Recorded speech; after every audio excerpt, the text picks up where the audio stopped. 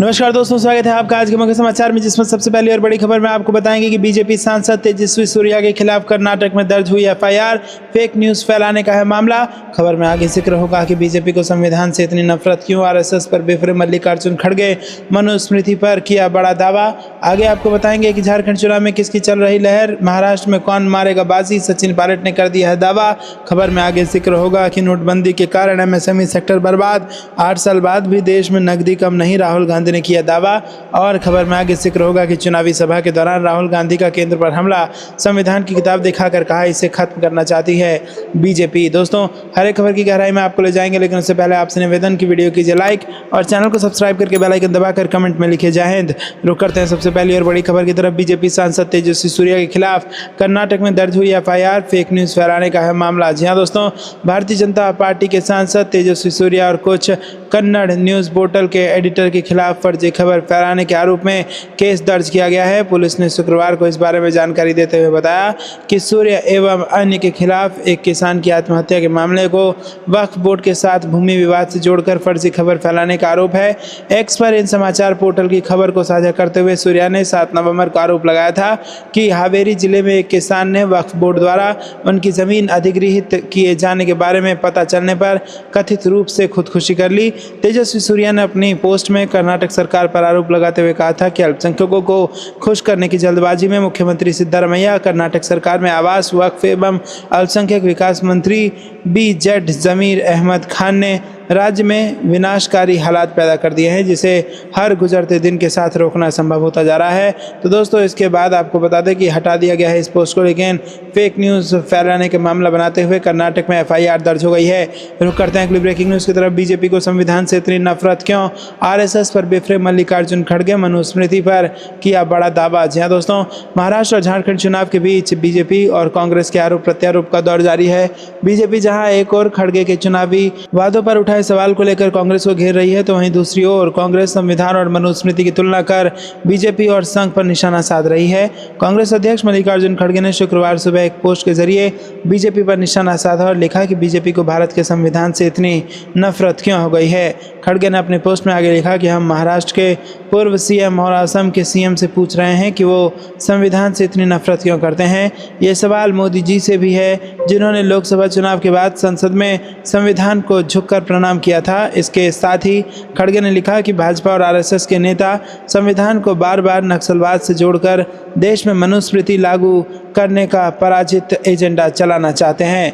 दोस्तों, रुक करते हैं अगली ब्रेकिंग न्यूज़ की तरफ। झारखंड चुनाव में किसकी चल रही लहर, महाराष्ट्र में कौन मारेगा बाजी, सचिन पायलट ने किया बड़ा दावा। जी हाँ दोस्तों, आपको बता दें कि कांग्रेस नेता सचिन पायलट गुरुवार को उपचुनाव के प्रचार के लिए मध्य प्रदेश के दौरे पर रहे। इस दौरान मध्य प्रदेश कांग्रेस अध्यक्ष जीतू पटवारी के आवास पर मीडिया से बातचीत के दौरान उन्होंने कहा कि बीजेपी की लोकप्रियता घट रही है क्योंकि लोग इनकी नीतियों और एजेंसियों के दुरुपयोग से तंग आ चुके हैं। पायलट ने महाराष्ट्र और झारखंड विधानसभा चुनावों में विपक्षी गठबंधन इंडिया की जीत का भरोसा जताया। उन्होंने कहा कि पूरे देश में बीजेपी का ग्राफ गिर रहा है और महाराष्ट्र और झारखंड में आगामी चुनाव इंडिया गठबंधन जीतेगा। पायलट ने कहा कि मैं जमशेदपुर गया हूं और उस राज्य में एक तरफा लहर चल रही है। वहीं उन्होंने बीजेपी नेताओं पर चुनाव के दौरान निम्न स्तरीय भाषा का इस्तेमाल करने का आरोप लगाया। उन्होंने लोकसभा चुनाव के दौरान मंगलसूत्र छीनने आदि टिप्पणियों पर हाल ही में उत्तर प्रदेश के मुख्यमंत्री योगी आदित्यनाथ की ओर से की गई टिप्पणी बटेंगे तो कटेंगे का जिक्र किया।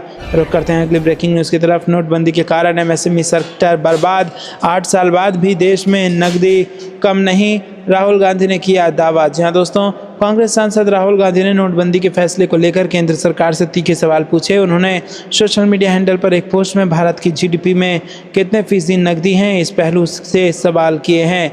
उन्होंने कहा कि नोटबंदी के 8 साल बाद भी देश में पहले की तुलना में अधिक कैश यानी नकद पैसे का इस्तेमाल किया जा रहा है।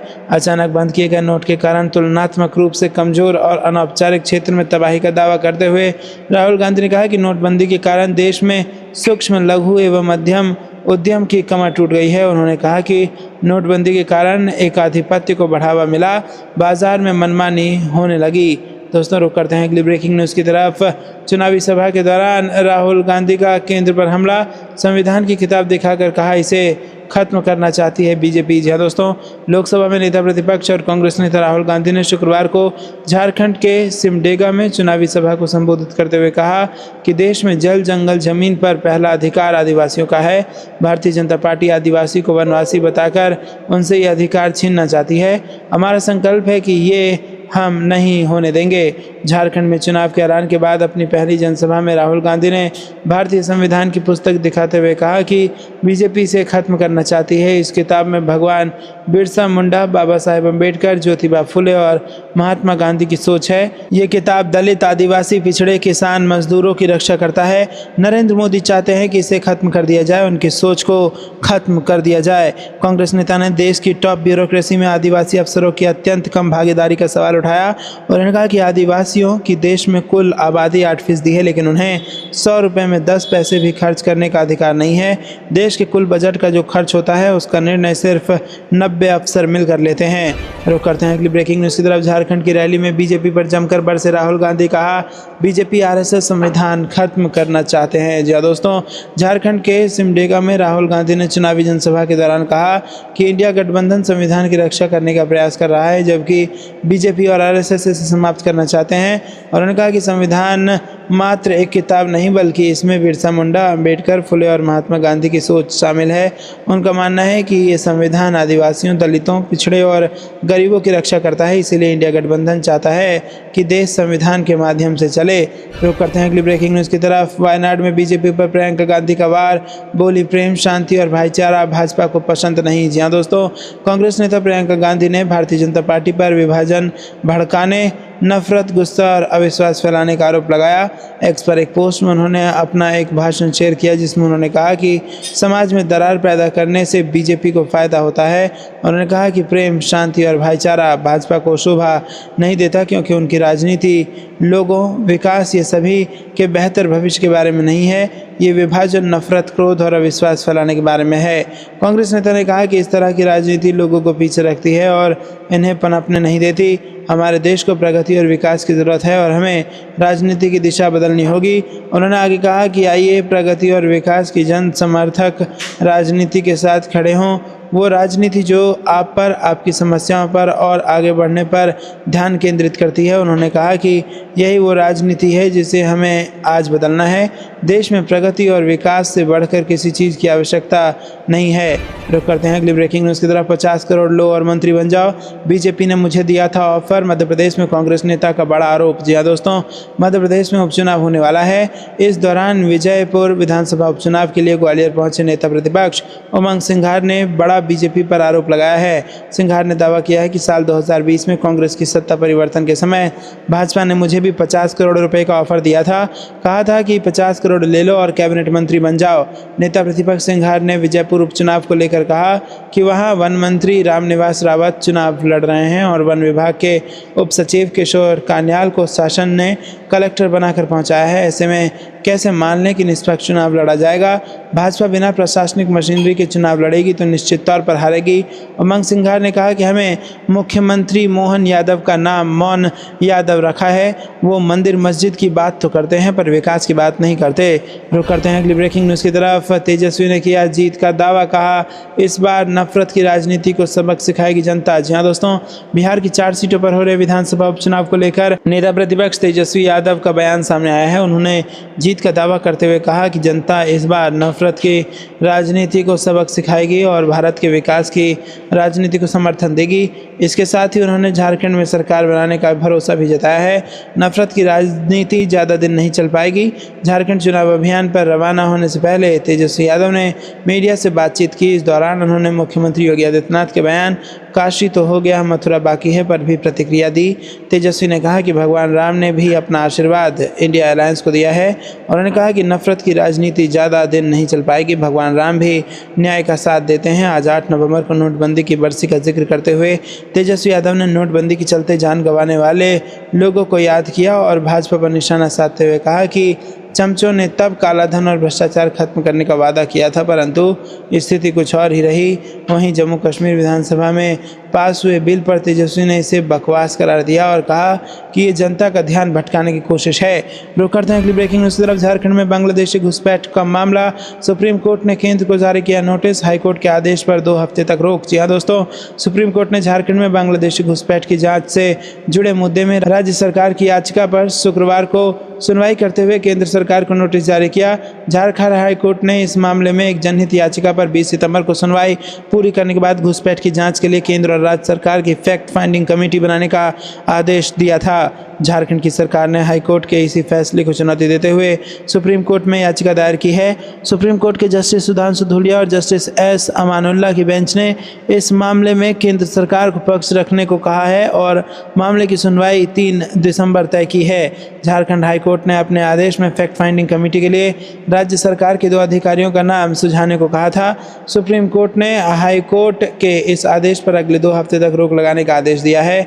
इसके पहले सुप्रीम कोर्ट में सुनवाई के दौरान राज्य सरकार की ओर से वरिष्ठ अधिवक्ता कपिल सिब्बल ने जोर देकर कहा था कि झारखंड सीमावर्ती राज्य नहीं है। हाईकोर्ट का आदेश राज्य में हो रहे विधानसभा चुनावों में भाषण का विषय बन गया है। दोस्तों, आपको क्या कुछ लगता है कमेंट में जरूर बताइए। वीडियो को लाइक नहीं किया तो लाइक जरूर कीजिएगा। फिर करते हैं अगली ब्रेकिंग न्यूज़ की तरफ। महाराष्ट्र चुनाव में महाविकास अघाड़ी ने 5 गारंटी की घोषणा की, युवाओं, महिलाओं, किसानों को बड़ी राहत का वादा। जी हाँ दोस्तों, महाराष्ट्र विधानसभा चुनाव के लिए कांग्रेस, शिवसेना, यूबीटी और एनसीपी के नेतृत्व वाली महाविकास अघाड़ी ने बुधवार को मुंबई में 5 गारंटी की घोषणा की। महाविकास अघाड़ी की 5 गारंटियों में महिलाओं, युवाओं और किसानों पर मुख्य फोकस करते हुए बड़ी राहत देने का वादा किया गया। साथ ही जातीय जनगणना कराने और आरक्षण की सीमा हटाने की कोशिश की भी गारंटी दी गई है। दोस्तों, आपको बता दें जो 5 यहाँ पर गारंटी दी गई है उसमें है महिलाओं को हर महीने 3000 रुपया, महिलाओं के लिए फ्री बस सेवा, जातिगत जनगणना होगी और 50% आरक्षण की सीमा हटाएंगे, 25 लाख रुपए तक का स्वास्थ्य बीमा कराएंगे और मुफ्त दवा देंगे। ये कुछ वादे भारतीय जनता पार्टी के खिलाफ कांग्रेस पार्टी ने महाराष्ट्र के चुनाव में जनता से किए हैं। दोस्तों, आपको बता दें कि कांग्रेस अध्यक्ष मल्लिकार्जुन खड़गे, राहुल गांधी, शिवसेना यूबीटी प्रमुख उद्धव ठाकरे, एनसीपी एससीपी प्रमुख शरद पवार, नाना पटोले समेत अन्य गठबंधन नेताओं ने महाराष्ट्र के लिए महाविकास अघाड़ी की 5 गारंटी का ऐलान कर दिया है। रुक करते हैं अगली ब्रेकिंग न्यूज़ की तरफ। यूसीसी के मुद्दे को लेकर भड़क उठी कांग्रेस प्रवक्ता, बीजेपी को जमकर सुनाया, कहा केंद्र थेथराई ना करे। जी हाँ दोस्तों, अखिल भारतीय कांग्रेस पार्टी की राष्ट्रीय प्रवक्ता सुप्रिया श्रीनेत ने सोमवार को रांची में प्रेस कॉन्फ्रेंस कर केंद्र सरकार और राज्य में चुनाव प्रचार कर रहे भाजपा नेताओं को चुनौती देते हुए कहा कि भाजपा पहले उन राज्यों में यूनिफॉर्म सिविल कोड लागू करे जहां उनका शासन है। झारखंड प्रदेश कांग्रेस मुख्यालय में प्रेस वार्ता के दौरान उन्होंने कहा कि 5 साल की उपलब्धियों के हिसाब से झारखंड सरकार का रिपोर्ट कार्ड A+ है। दूसरी ओर उन्होंने ये भी दावा किया कि जनता भाजपा के कर्मों की सजा देगी, मुख्यमंत्री के तिरस्कार की सजा मिलेगी और झारखंड में एक बार फिर गठबंधन की सरकार बनेगी। प्रदेश कांग्रेस मुख्यालय में प्रेस कॉन्फ्रेंस के दौरान मीडिया कर्मियों से बात करते हुए सुप्रिया श्रीनेत ने कहा कि सरकार ने 5 वर्ष पूरे किए हैं तो रिपोर्ट कार्ड साझा करनी भी जरूरी है। उन्होंने सरकार के कार्यों के आधार पर A+ मार्किंग की है। उन्होंने कहा कि झारखंड में 57 लाख महिलाओं को महिला सम्मान राशि दी जा रही है तो 42 लाख उपभोक्ताओं को 200 यूनिट फ्री बिजली और पुराने बिल के भुगतान से मुक्ति मिली है। राज्य के 4.5 लाख किसानों की ऋण माफी हुई तो 26 लाख परिवार को अबुआ आवास योजना का लाभ मिला है। रुक करते हैं अगली ब्रेकिंग न्यूज़ की तरफ। यूपी उपचुनाव के बाद सीएम योगी का हटना तय, अखिलेश यादव के विधायक का दावा बढ़ाएगा सियासी पारा। जी हाँ दोस्तों, उत्तर प्रदेश उपचुनाव के बाद यूपी के सीएम योगी आदित्यनाथ का हटना तय है। ये दावा किया है कि सपा मुखिया अखिलेश यादव के विधायक हाजी रफीक अंसारी ने। सपा विधायक के इस बयान के बाद यूपी में चर्चाओं का बाजार गर्म हो गया है। अखिलेश यादव के ये विधायक चुनाव की तारीख बदलने के फैसले पर बीजेपी को घेरने से पीछे नहीं रहे और मुजफ्फरनगर दंगे को लेकर भी बड़ी बात कह डाली। मेरठ की 4 विधानसभा सीट से समाजवादी पार्टी के लगातार दूसरी बार विधायक हाजी रफीक अंसारी बीजेपी पर जमकर बरसे और कहा कि यूपी की 9 विधानसभा सीटों पर हम उपचुनाव जीतेंगे। लेकिन उन्होंने जो दूसरी बात कही वो चर्चा का विषय बन गई। हाजी रफीक अंसारी ने कहा कि बीजेपी चुनाव जीते या हारे, योगी का हटना तय है, हम चुनाव जीतेंगे और योगी हटेंगे।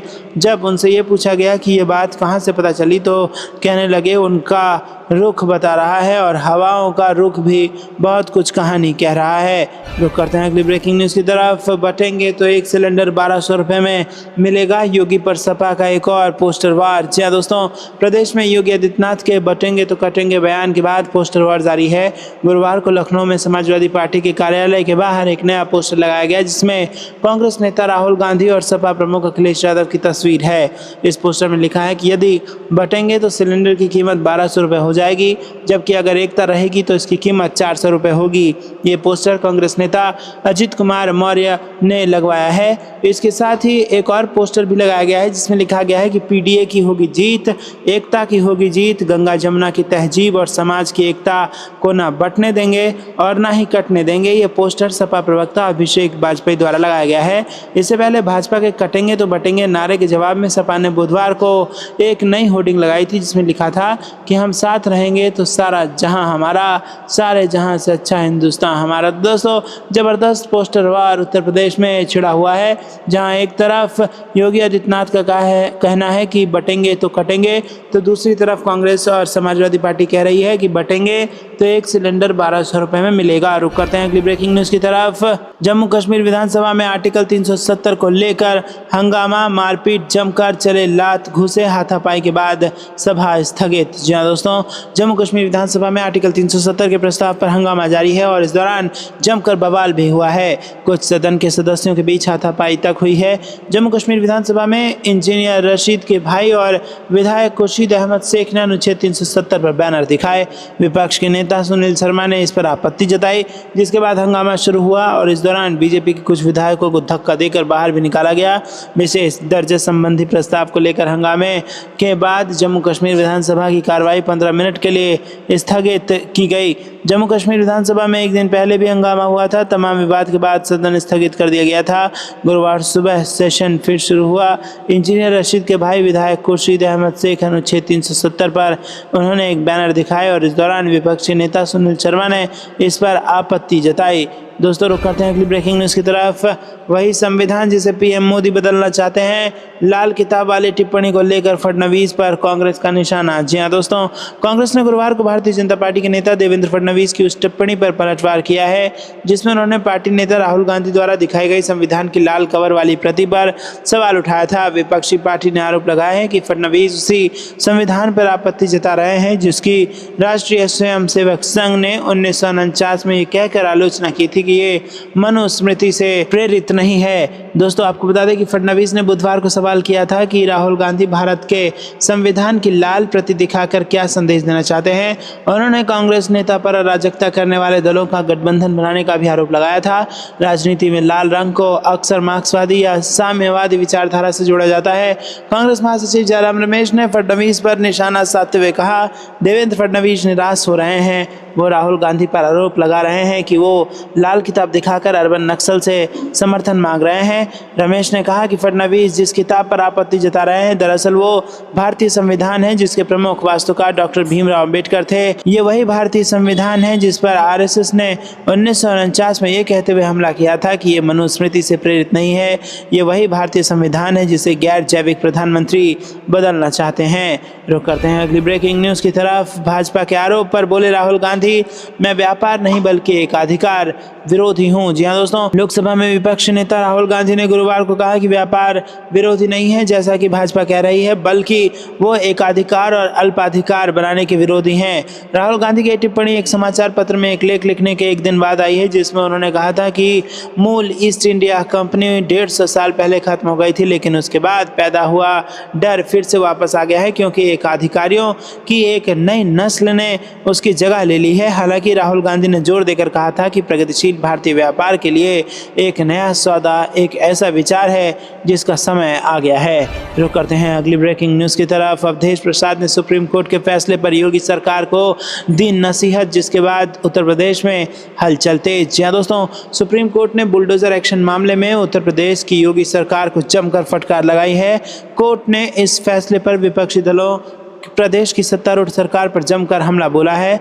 इसी क्रम में फैजाबाद समाजवादी पार्टी सांसद अवधेश प्रसाद ने योगी सरकार पर निशाना साधते हुए कहा कि मैं, मेरी पार्टी और मेरे नेता अखिलेश यादव इस तरह की अवैध कार्रवाई के खिलाफ लगातार आवाज उठाते रहे हैं और हम लोग लगातार इसका विरोध करते रहे हैं। उन्होंने कहा कि भारतीय कानून में बुलडोजर से घर गिराने का कोई नियम नहीं है। सपा सांसद ने बुलडोजर कार्रवाई पर सवाल उठाते हुए कहा कि किसी व्यक्ति ने अगर बहुत बड़ा अपराध किया है तो उसके लिए भारतीय कानून में मौत की सजा है, लेकिन बुलडोजर से उसका घर गिराना और एनकाउंटर कर देना ये कहीं भी नहीं है। इसके साथ ही अवधेश प्रसाद ने आरोप लगाते हुए कहा कि भाजपा ने इस प्रदेश में हालिया सालों में न जाने कितने घरों को विध्वंस किया है।